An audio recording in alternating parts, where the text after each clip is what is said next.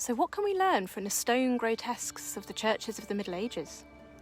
Now, the Green Man is not the original name for the foliate character we associate with church carvings, who are generally just referred to as grotesque.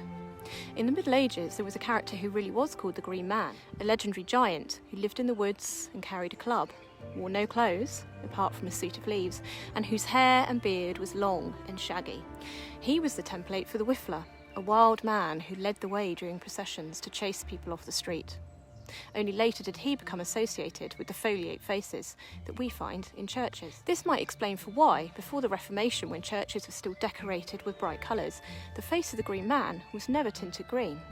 Although there are instances of otherworldly characters who were green, such as the two green children of Suffolk, who are said to have come from a fairy underworld and stayed green by eating a diet that consisted entirely of beans. The Green Man is today associated with the hawthorn and the may. But if you look more closely at the church carvings, you'll often see that he's in fact an emblem of autumn.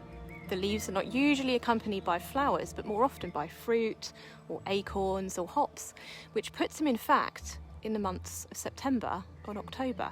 Now, it was only in the 1930s that two writers named Raglan and Cave came independently to believe that the Green Man was a depiction of Jack in the Green, the chimney sweep's creation, who paraded during May Day.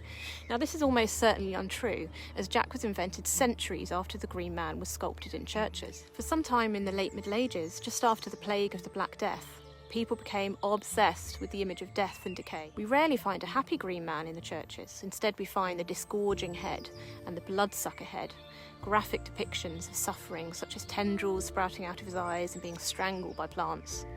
It was even said that the roots of the churchyard yew trees grew into the mouths of the corpses and out of their eyes.